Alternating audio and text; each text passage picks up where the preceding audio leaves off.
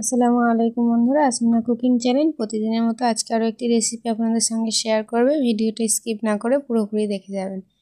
ডিম আর শিম দিয়ে কিভাবে তৈরি করা যায় একটা মুচমুচে মজাদার স্ন্যাক্স। তো দেখুন বন্ধুরা, শিমগুলো এভাবে পাতলা পাতলা করে আপনারা কেটে নেবেন, একদম ফাইনভাবে কেটে একটা পেঁয়াজ নিয়ে নেবেন, কুচি করে নেবেন, ধনিয়া পাতা, কাঁচা লঙ্কা কুচি।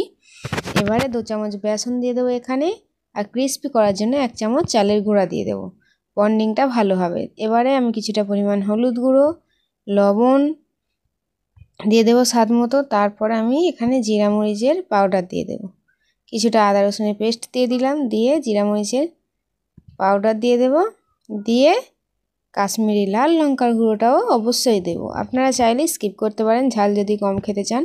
তো দেখুন বন্ধুরা, তারপরে হাত দিয়ে ভালো করে মথে নেব, নিয়ে আমি একটা গোলা মতো তৈরি করে নেব। দেখুন যেমনভাবে পেঁয়াজ বা পাকোড়া তৈরি করি সেরকমভাবে। তো এরকমভাবে মেখে নেওয়ার পরে অল্প অল্প করে হাতে নিয়ে হাতের তালুতে দিয়ে এভাবে গোল গোল করে দিয়ে একটা ডিম আমি এভাবে গোল গোল করে কেটে রেখেছি রিংয়ের মতো, দিয়ে অপর হাত দিয়ে নিয়ে তুলে কিছুটা পরিমাণ নিয়ে উপর থেকে চেপে সাইড দিক থেকে পুরো কভার করে দেব। কভার করে দেওয়ার ফলে আপনারা দেখতে পাবেন কত সুন্দর দেখতে লাগবে। তো দেখুন বন্ধুরা, এভাবে কভার করে আমি একটা একটা করে সব কটা তৈরি করে নেব এবং দিয়ে ভেজে নেব, লাল লাল করে ভালো করে ভেজে নেব।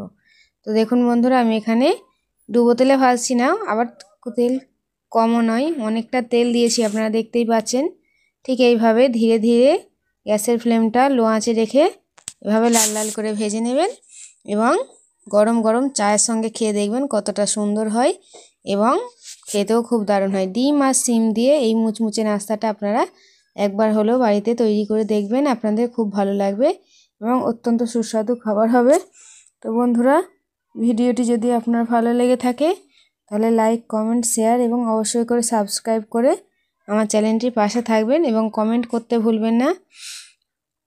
সাবস্ক্রাইব করে বেল আইকনটি প্রেস করে দেবেন। তো বন্ধুরা, আপনারা অবশ্যই করে কমেন্টে লিখে যাবেন এরকম রেসিপি আপনাদের কার কার ভালো লাগে এবং রেসিপিগুলো বানিয়ে দেখবেন খেতে কেমন হয়। তো ধন্যবাদ বন্ধুরা ভিডিওটি দেখার